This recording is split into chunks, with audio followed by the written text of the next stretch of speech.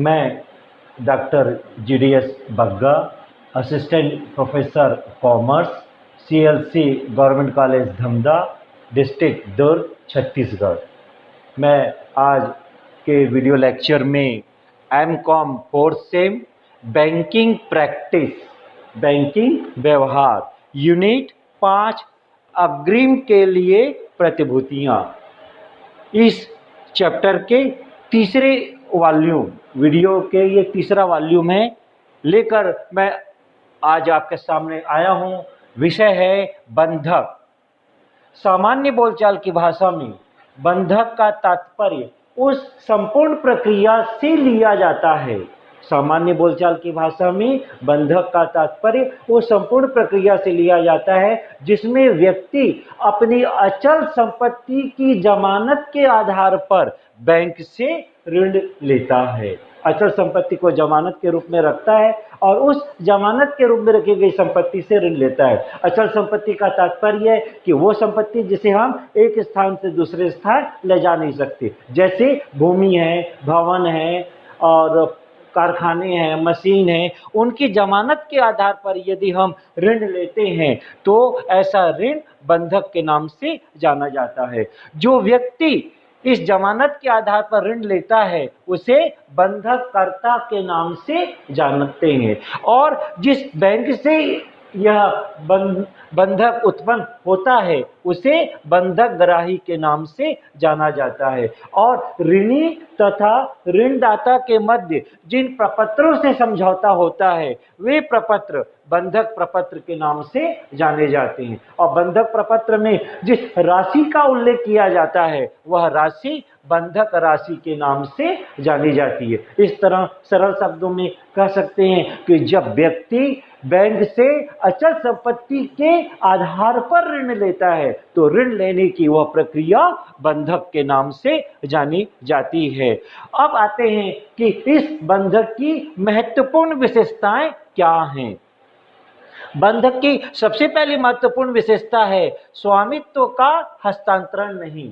स्वामित्व का हस्तांतरण नहीं का तात्पर्य है कि ऋणी बैंक को अपनी संपत्ति देता है किंतु संपत्ति का स्वामित्व ऋणी के पास होता है।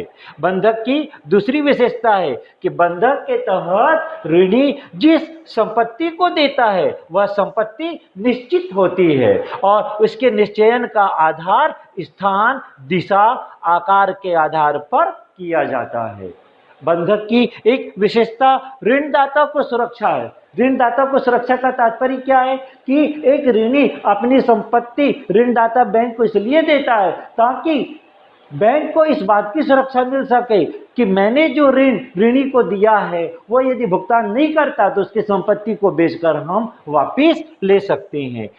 और बंधक की एक महत्वपूर्ण विशेषता है कि जब ऋणी बैंक से ऋण लेता है या ओवरड्राफ्ट लेता है और बदले में संपत्ति देता है तभी उस संपत्ति के खिलाफ बैंक ओवरड्राफ्ट बंधक की दशा का उपयोग कर सकते हैं। यानी जब एक व्यक्ति बैंक से ऋण ले या ओवरड्राफ्ट ले और जमानत के रूप में संपत्ति रखे तो ऐसी संपत्ति के खिलाफ बंधक की शक्ति का उपयोग ऋणदाता बैंक के द्वारा किया जा सकता है। इसके बाद हम आते हैं बंधक समाप्ति वापस, बंधक संपत्ति वापस। इसका तात्पर्य क्या है कि यदि ऋणी अपने ऋण की राशि का भुगतान कर देता है, यदि ऋणी अपने ऋण की राशि का भुगतान कर देता है तो बैंक का यह दायित्व बनता है कि बंधक पर रखी गई संपत्ति उसे वापस कर दे। बंधक की एक महत्वपूर्ण विशेषता बंधक संपत्ति का विक्रय है। बंधक संपत्ति का विक्रय, इसका तात्पर्य है कि यदि ऋणी अपने ऋण राशि भुगतान में त्रुटि करता है तो ऐसी दशा में बैंक को अधिकार है कि उस संपत्ति को बेचकर वह अपनी ऋण और ब्याज की राशि को वसूल कर सकता है। बंधक की एक महत्वपूर्ण विशेषता संपत्ति का पंजीयन है। संपत्ति के पंजीयन का तात्पर्य क्या है कि बंधक के रूप में जो संपत्ति रखी गई है यदि उसका मूल्य 100 रुपए से अधिक है तो उसका पंजीयन कराना अनिवार्य है। आज के संदर्भ में बंधक के रूप में जो संपत्ति रखी जाती है उसका मूल्य निश्चित तौर पर 100 रुपए से अधिक होगा, इसलिए हम ऐसा भी कह सकते हैं कि बंधक के रूप में रखी गई संपत्ति संपत्ति का पंजीयन लगभग अनिवार्य सा होता है। ये थी बंधक की विशेषताएं। बंधक की विशेषताओं के बाद हम प्रवेश करते हैं बंधक के प्रकार। बंधक कितने प्रकार का होता है, इस संदर्भ में मैं सबसे पहले चर्चा करना चाहूंगा सरल बंधक। सरल बंधक बंधक का वह स्वरूप है जिसमें संपत्ति सौंपी नहीं जाती, वरन अधिकार संपत्ति का अधिकार ऋणदाता बैंक को सौंपा जाता है, ताकि यदि ऋणी द्वारा किसी प्रकार की त्रुटि की जाती है तो उस त्रुटि की दशा में बैंक न्यायालय की मदद से संपत्ति बेचकर वह राशि वसूल कर सकता है। बंधक का दूसरा स्वरूप है सशर्त विक्रय द्वारा बंधक। सशर्त विक्रय द्वारा बंधक, इसका तात्पर्य है कि ऋणी और ऋणदाता के मध्य विक्रय का समझौता होता है। ऋणी अपनी संपत्ति ऋणदाता को इस शर्त पर बेचता है कि यदि मैं ऋण का भुगतान कर दिया तो मुझे वो संपत्ति वापस मिल जाएगी, विक्रय का समझौता स्वयं समाप्त हो जाएगा। परंतु यदि ऋण का भुगतान नहीं कर पाया तो ऐसी दशा में विक्रय का वह समझौता अंतिम स्वरूप धारण कर लेगा और ऋणदाता बैंक उस संपत्ति का स्वामी हो जाएगा। तीसरा बंधक का स्वरूप है अंग्रेजी बंधक। अंग्रेजी बंधक क्या है? अंग्रेजी बंधक का तात्पर्य बंधक के उस स्वरूप से लिया जाता है जिसमें ऋणी संपत्ति देता है, संपत्ति का स्वामित्व देता है, संपत्ति का कब्जा देता है, किंतु शर्त रहती है कि यदि ऋणी अपनी ऋण राशि का भुगतान कर देता है तो ऐसी दशा में ऋणी को उसकी संपत्ति वापस मिल जाएगी। परंतु यदि नहीं कर पाता तो ऐसी दशा में ऋणदाता को यह अधिकार हो जाता है कि वह संपत्ति को बेचकर अपनी राशि वसूल कर सकता है। इसके बाद बंधक के प्रकारों में अगला है अधिकार पत्रों पर बंधक। अधिकार पत्रों पर बंधक। बंधक के स्वरूप के तहत ऋणी ऋणदाता को अपनी संपत्ति नहीं देता परंतु संपत्ति का अधिकार पत्र देता है, इसलिए इसे अधिकार पत्र पर बंधक के नाम से जाना जाता है। यदि ऋणी भुगतान करने में त्रुटि करता है तो इस अधिकार पत्र की सहायता से न्यायालय में आदेश लेते हुए ऋणदाता बैंक अपनी ऋण राशि वसूल कर सकता है। बंधक का आखिरी स्वरूप है विश्वास बंधक। जैसे नाम से स्पष्ट है विश्वास। विश्वास का ये तात्पर्य है कि बंधक के स्वरूप में ऋणी ऋणदाता बैंक को कोई संपत्ति नहीं देता परंतु उसको विश्वास दिलाता है कि इस संपत्ति पर उसका वैधानिक अधिकार है, वह आपके द्वारा लिए गए ऋण की राशि का भुगतान कर देता है। इस दशा में कोई लिखित समझौता नहीं होता, कोई पंजीयन नहीं होता। इस दशा में कम से कम समय लगता है, कम से कम खर्च होता है और चूंकि ये सारा कार्य विश्वास पर आधारित होता है इसलिए बंधक के स्वरूप को विश्वास बंधक के नाम से जाना जाता है। बंधक के इन प्रकारों के अध्ययन के बाद हम प्रवेश करते हैं कि बंधक करता यानी ऋणी जो अपनी संपत्ति की जमानत के आधार पर ऋण लेता है, उस बंधक कर्ता को बंधक के अधीन क्या क्या अधिकार प्राप्त होते हैं। कल्पना कीजिए कि मैं अपनी संपत्ति की जमानत के आधार पर ऋण ले रहा हूं तो मुझे क्या अधिकार होगा। उसमें सबसे पहला है निरीक्षण का अधिकार। बंधककर्ता को सबसे पहला अधिकार है कि जो संपत्ति बैंक के पास उसने जमानत के रूप में प्रतिभूति के रूप में जमा की है समय समय पर उसकी जांच कर सकता है कि वो सुरक्षित और सही हालत में है या नहीं। दूसरा है संपत्ति पुनः प्राप्त करना। बंधककर्ता को अधिकार है कि यदि वो समय पर ऋण राशि का भुगतान कर देता है तो ऐसी दशा में वह अपनी संपत्ति को फिर से प्राप्त कर सकता है। एक अधिकार है संपत्ति में सुधार। इसका तात्पर्य है कि यदि ऋणदाता बैंक ने संपत्ति के सुधार में कोई खर्च किया है तो ऐसी दशा में ऋणी को यह अधिकार है कि वह अपनी संपत्ति को सुधरे हुए स्वरूप में प्राप्त कर सकता है। हाँ, यह हो सकता है कि ऋणदाता बैंक ने जो खर्च किया है उस खर्च का पेमेंट ऋणी को ऋणदाता को करना पड़ेगा। एक अधिकार बंधक संपत्ति में वृद्धि का भी होता है कि एक ऋणी व्यक्ति ने अपनी संपत्ति बंधक में रखी और बंधक में रखी संपत्ति में वृद्धि होती है, तो ऐसी दशा में ऋणी का अधिकार है कि वृद्धि सहित वह अपनी संपत्ति को वापस प्राप्त कर सकता है। हाँ, यदि इस संदर्भ में ऋणदाता बैंक ने कोई खर्च किया है तो उन खर्चों के भुगतान का दायित्व ऋणी व्यक्ति का होता है।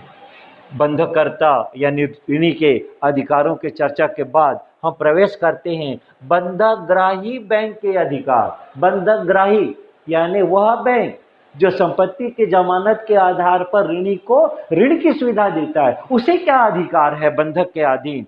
तो उसमें यदि हम प्रवेश करते हैं तो सबसे पहला बंधकग्राही को अधिकार है संपत्ति ग्रहण करने का। संपत्ति ग्रहण का तात्पर्य क्या है कि यदि ऋणी अपने ऋण की राशि का भुगतान नहीं करता तो ऐसी दशा में न्यायालय की मदद से वह डिग्री प्राप्त कर लेगा कि अब इस संपत्ति पर ऋणी का अधिकार नहीं है, वरन ऋणदाता बैंक का हो जाता है। बंधकग्राही का दूसरा अधिकार विक्रय का अधिकार है। विक्रय के अधिकार का तात्पर्य क्या है कि यदि ऋणी अपने ऋण की राशि का भुगतान नहीं करता तो ऐसी दशा में ऋणदाता बैंक को यह अधिकार है कि उस संपत्ति को बेचकर अपनी ऋण राशि ब्याज में वसूल कर सकता है। एक अधिकार न्यायालय के हस्तक्षेप के बिना विक्रय। न्यायालय के हस्तक्षेप के बिना विक्रय। ऊपर में जो विक्रय के अधिकार के बारे में चर्चा की है कि ये विक्रय तभी किया जा सकता है जब न्यायालय अनुमति दे दे, परंतु ऐसी दो दशाएं हैं जिसमें ऋणदाता बैंक बिना न्यायालय से अनुमति लिए संपत्ति का विक्रय कर सकता है। सबसे पहले यदि समझौता अंग्रेजी बंधक के रूप में हुआ है या ऐसा समझौता हुआ है जिसमें ये शर्त है कि बैंक को संपत्ति बेचने के लिए न्यायालय से अनुमति लेने की जरूरत नहीं है, तो इन दो दशा में बिना न्यायालय के हस्तक्षेप के संपत्ति का विक्रय ऋणदाता बैंक के द्वारा किया जा सकता है। बंधकग्राही बैंक को एक अधिकार ये भी है कि वो व्यय राशि वसूल कर सकता है। व्यय राशि वसूल का मतलब है कि यदि वो संपत्ति के संबंध में कोई व्यय करता है तो ऋणदाता बैंक को यह अधिकार है कि वह ऋणी से उस व्यय राशि को वसूल कर सकता है। बंधकग्राही बैंक को यह भी अधिकार है कि यदि ऋणी ने बैंक के पास जो जमानत के रूप में संपत्ति रखी है वह पट्टे पर ली गई है और पट्टे पर ली गई संपत्ति का फिर से नवीनीकरण कराया गया है, तो नवीनीकरण कराने के बाद उस पट्टे पर ऋणदाता बैंक का ही अधिकार रहेगा। ये सारी बातें थी बंधकग्राही बैंक यानी ऐसा बैंक जिसने संपत्ति के जमानत के आधार पर ऋण दिया है, उसको अधिकार क्या है। जहां अधिकार की बात आती है वहीं दायित्व भी उत्पन्न होते हैं।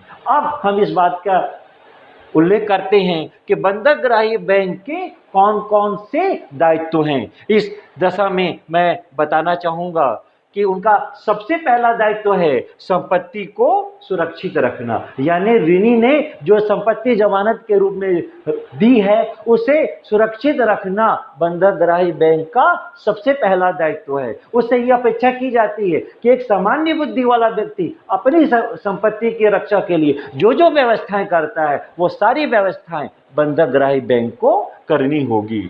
दूसरी दायित्व है संपत्ति के आय व्यय का लेखा। इसका तात्पर्य क्या है कि जो संपत्ति जमानत के रूप में रखी गई है, यदि उस संपत्ति से कोई आय होती है, कोई व्यय होता है, तो उससे संबंधित सारे चीजों का रिकॉर्ड बंधकग्राही बैंक को लिखित रूप में रखना होगा। बंधकग्राही बैंक का एक तीसरा दायित्व है कि यदि जमानत के रूप में रखी गई संपत्ति से आय होती है, लाभ होता है और उस आय लाभ पर सरकार को कर देना है या लगान देना है, तो बंधकग्राही बैंक का यह महत्वपूर्ण दायित्व है कि वो सरकार को कर या लगान का भुगतान कर देता है। बंधकग्राही बैंक का एक महत्वपूर्ण दायित्व है बीमित बंधक संपत्ति की पुनर्स्थापना। बीमित बंधक संपत्ति की पुनर्स्थापना, इसका तात्पर्य क्या है कि जो संपत्ति हमने जमानत के रूप में रखी गई है वो बीमित है, बीमा हुआ है। अब ऐसी संपत्ति में किसी प्रकार का नुकसान हो जाता है तो बंधकग्राही बैंक का यह दायित्व होता है कि वह बीमा कंपनी से संपर्क करे, बीमा राशि प्राप्त करे और उस राशि से संपत्ति का पुनर्स्थापना करे। यह ऋणदाता बैंक, बंधकग्राही बैंक का महत्वपूर्ण दायित्व माना जाता है।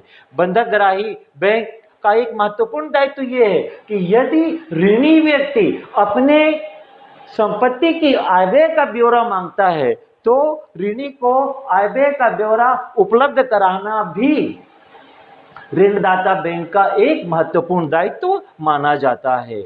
एक महत्वपूर्ण दायित्व बंधकग्राही बैंक का यह भी है कि बंधकग्राही बैंक के द्वारा ऐसा कोई कार्य नहीं करना चाहिए जिससे बंधक के रूप में रखी गई संपत्ति नष्ट हो या उस संपत्ति पर कोई हानि का वातावरण उत्पन्न हो।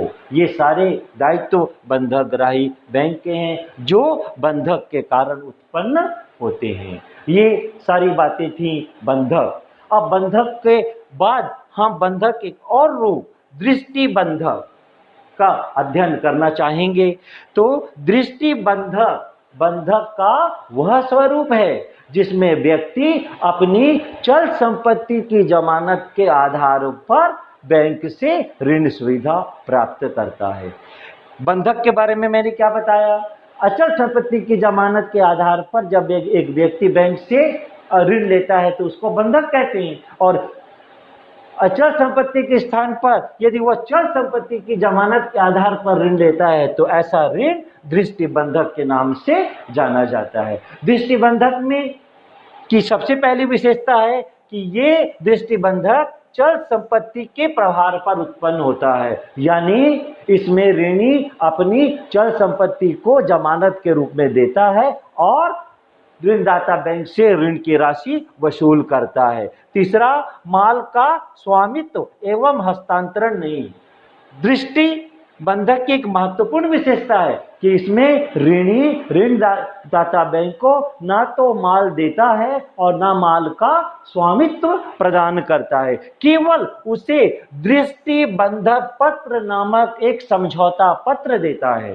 दृष्टि बंधक पत्र नामक एक समझौता देता है जिसमें वो उल्लेखित करता है कि उसने ऋणदाता से ऋण लिया है और जमानत के रूप में किन किन चल संपत्तियों को रखा है। अब इसके महत्वपूर्ण विशेषता गिरवी बन जाना। दृष्टि बंधक की एक महत्वपूर्ण विशेषता है कि यदि ऋणी अपने ऋण की राशि का भुगतान नहीं करता तो दृष्टि बंधक गिरवी बन जाता है। गिरवी बन जाता है, इसका तात्पर्य क्या है कि उस दशा में बैंक को यह अधिकार प्राप्त हो जाता है कि वो उस संपत्ति को बेचकर अपनी ऋण राशि वसूल कर लेता है। इसलिए कहा जाता है कि दृष्टि बंधक वो समय पड़ने पर गिरवी का रूप धारण कर लेता है। दृष्टि बंधक के संबंध में एक महत्वपूर्ण व्यवस्था है कि भारत में जो अनुबंध अधिनियम है या संपत्ति अंतरण अधिनियम है, उन अधिनियमों में दृष्टि बंधक का उल्लेख नहीं किया गया है, वरन न्यायालय के समय समय पर दिए गए निर्णयों के आधार पर बंधक के इस स्वरूप का जन्म हुआ है। अब प्रश्न उठता है कि यदि बैंक ऋणी को दृष्टि बंधक के आधार पर ऋण देता है तो उसे क्या क्या सावधानियां रखनी चाहिए। तो सबसे पहला है कि यदि बैंक ऋणी को दृष्टि बंधक के रूप में ऋण की सुविधा उपलब्ध कराता है तो ऐसे व्यक्ति को यह सुविधा उपलब्ध कराना चाहिए जो प्रतिष्ठित हो और जिनकी आर्थिक दशा सुदृढ़ हो, क्योंकि ऐसी दशा में हम ऋणी से ना तो चल संपत्ति लेते हैं ना उसका कब्जा लेते हैं। इसलिए हम जिसे पैसा दे रहे हैं वो प्रतिष्ठित होना चाहिए और उनकी आर्थिक स्थिति अच्छी होनी चाहिए। दृष्टि बंधक के आधार पर ऋण देते समय ये भी सावधानी रखना चाहिए कि चूंकि वो संपत्ति बैंक के पास नहीं है, वो ऋणी के पास पड़ी है, इसलिए समय समय पर जाकर माल की जांच करना चाहिए कि वो माल सुरक्षित पड़ा है कि नहीं पड़ा है। इसके अलावा दृष्टि बंधक के आधार पर ऋण देते समय बैंक को ये भी सावधानी रखनी चाहिए कि जिन चल संपत्तियों के आधार पर वो ऋण दे रहा है उन चल संपत्तियों का विवरण उसे ऋणी व्यक्ति से प्राप्त कर लेना चाहिए ताकि उसे यह ज्ञात हो सके कि ऋणी की किन किन चल संपत्तियों पर उनका अधिकार है।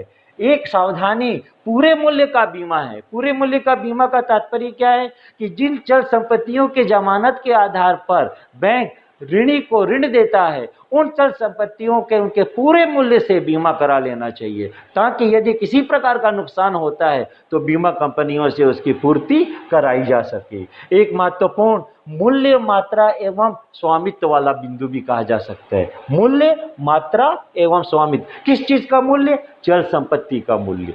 किस चीज की मात्रा? चल संपत्ति की मात्रा। यानी ऋणदाता बैंक ऋणी से कौन कौन सी चल संपत्ति ले रहा है, वह कितनी मात्रा में ले रहा है, उसका मूल्य क्या है, और इस बात की भी जांच की जाती है कि वो ऋणी व्यक्ति उस चल संपत्ति का स्वामी है या नहीं।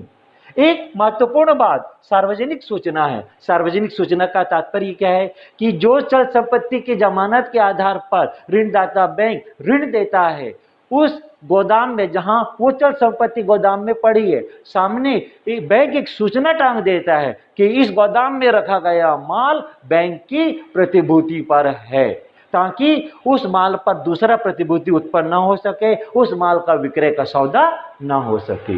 ये दृष्टिबंधक की महत्वपूर्ण बातें थी कि दृष्टिबंधक क्या है, दृष्टिबंधक की मुख्य बातें क्या हैं, और दृष्टिबंधक के समय, ऋण देते समय ऋणदाता बैंक को कौन कौन सी सावधानियां रखनी चाहिए। इस 5वीं इकाई में एक महत्वपूर्ण हिस्सा गिरवी का भी है। अब प्रश्न उठता है कि गिरवी क्या है, गिरवी का अर्थ क्या है? तो सामान्य बोलचाल की भाषा में गिरवी का तात्पर्य उस संपूर्ण प्रक्रिया से लिया जाता है जिसमें एक ऋणी व्यक्ति अपनी संपत्ति की जमानत के आधार पर ऋणदाता से ऋण राशि उपलब्ध कराता है। जो व्यक्ति अपनी संपत्ति जमानत के आधार पर देता है उसे गिरवी रखने वाला व्यक्ति कहते हैं। जो संपत्ति का स्वामी है उसे गिरवी रखने वाला व्यक्ति कहते हैं, और जिस ऋणदाता को संपत्ति दी जाती है उसे गिरवी रख लेने वाला व्यक्ति या संस्था कहते हैं। एक गिरवी रखने वाला और एक गिरवी रख लेने वाला।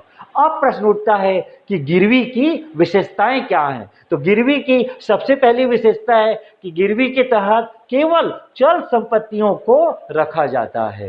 गिरवी की दूसरी विशेषता है कि ऐसी चल संपत्तियों को जमानत के रूप में रखा जाता है जिसका ऋणी स्वामी होता है। यदि वह स्वामी नहीं है तो ऐसी चल संपत्तियों को गिरवी के रूप में, जमानत के रूप में नहीं रखा जा सकता। एक तीसरी विशेषता है कि गिरवी के रूप में हम जिस संपत्ति को रखते हैं वह विक्रयशील होनी चाहिए। विक्रयशीलता का तात्पर्य क्या है कि हम जमानत के रूप में ऐसी चल संपत्ति स्वीकार करें जिसे आवश्यकता पड़ने पर भविष्य में आसानी से बेच सके, ताकि हमारी ऋण राशि वसूल हो सके।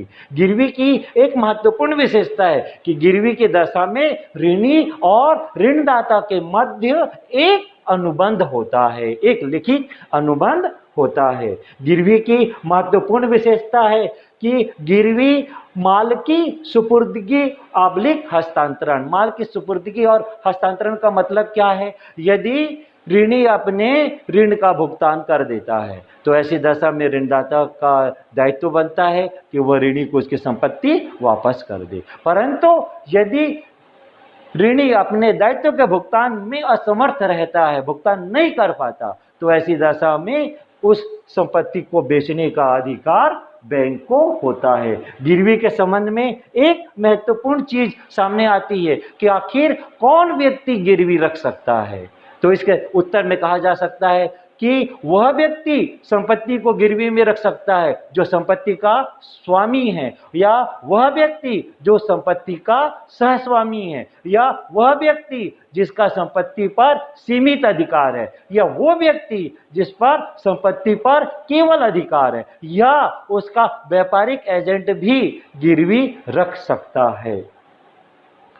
अब प्रश्न उठता है कि जिस बैंक ने गिरवी के रूप में संपत्ति रखी है, यानी उसने ऋण दिया है और ऋणदाता से संपत्ति जमानत के रूप में रखी है, ऐसे गिरवीदार बैंक को क्या अधिकार हैं? गिरवी के तहत बैंक को क्या अधिकार हैं? तो इस संदर्भ में मैंने मैं ये कहना चाहूँगा, सबसे पहले माल को रोके रखने का अधिकार। बैंक को पहला अधिकार है कि यदि गिरवी के आधार पर ऋण लेने वाला ऋणी अपनी ऋण राशि का भुगतान नहीं करता तो ऐसी दशा में ऋणदाता को यह अधिकार है कि वो न्यायालय से डिग्री प्राप्त कर सकता है और डिग्री प्राप्त करके माल को अपने पास रोक सकता है ताकि अब ऋणी के अधिकार समाप्त हो जाए। गिरवीदार बैंक का दूसरा अधिकार है माल का विक्रय। माल के विक्रय का तात्पर्य क्या है कि ऋणी ने माल की जमानत के आधार पर हमसे ऋण प्राप्त किया और यदि वो निर्धारित अवधि में ऋण का पेमेंट नहीं करता तो ऐसी दशा में जमानत के रूप में रखे गए माल को बैंक बेच सकता है। तीसरा अधिकार है दोषयुक्त स्वामित्व की पूर्ति। दोषयुक्त स्वामित्व की पूर्ति का तात्पर्य क्या है कि ऋणी व्यक्ति ने जो चल संपत्ति जमानत के रूप में रखी गई है उसके स्वामित्व में कोई दोष था किंतु उसने अपने इस दोष को बैंक को नहीं बताया और इस दोषपूर्ण स्वामित्व के कारण बैंक को कोई नुकसान होता है तो इस नुकसान की पूर्ति प्राप्त करने का अधिकार बैंक को है। एक अधिकार माल के वर्तमान दोष के कारण उत्पन्न है। माल के वर्तमान दोष यानी जो चल संपत्ति के रूप में हम माल बैंक के पास जमा कर रहे हैं वो माल दोषपूर्ण है, परंतु ऋणी उस दोष का ज्ञान बैंक को नहीं कराता और उस दोष के कारण बैंक को नुकसान होता है तो ऋणी तो ऐसी दशा में बैंक को अधिकार है कि वह ऋणी से इस दोष से उत्पन्न हानि की पूर्ति करा सकता है। एक महत्वपूर्ण बात, कपट या मिथ्या कथन से हानि। इसका मतलब क्या है कि ऋणी ने ऋणदाता से पैसा ऋण के रूप में लेने के लिए ऐसे कपटपूर्ण, ऐसे मिथ्यापूर्ण वाक्य कहे जिस पर बैंक ने विश्वास करके अनुबंध कर लिया और बाद में यह पता चला कि उनके द्वारा कहे गए बात गलत है तो बैंक को यह अधिकार है कि वह अनुबंध को अप्रभावी कर सकता है। ये वो बातें थी जिसे हम गिरवीदार बैंक के अधिकार की श्रेणी में करते हैं, किंतु जहां अधिकारों की बात आती है वहां कर्तव्य दायित्व की बात भी आती है। बैंक का गिरवी के संदर्भ में पहला दायित्व है कि ऋणी ने जो संपत्ति उसे दी है उस संपत्ति को सुरक्षित रखने का दायित्व उस बैंक का महत्वपूर्ण माना जाता है कि ऋणी ने अपनी संपत्ति हम बैंक को दी है तो बैंक का यह महत्वपूर्ण दायित्व है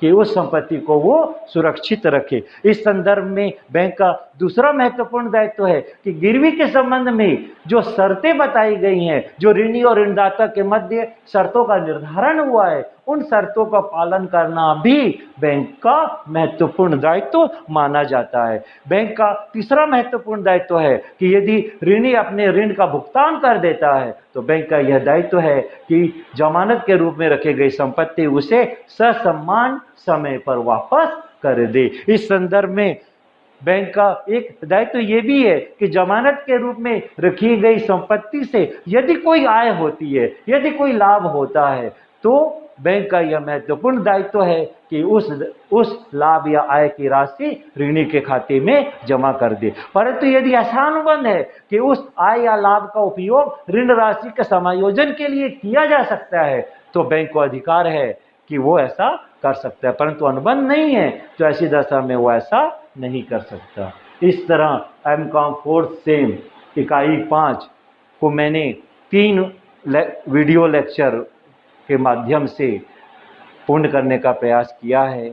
मैं इस लेक्चरों को सुनने वाले समस्त परीक्षार्थी बच्चों से अनुरोध करूंगा कि यदि किसी भी बिंदु पर उन्हें ऐसा लगा हो कि समझ में नहीं आया है तो कृपया कमेंट्स में जाकर मुझे जानकारी दें। यथासंभव यथाशक्ति मैं आपके संदेह को दूर करने का प्रयास करूंगा।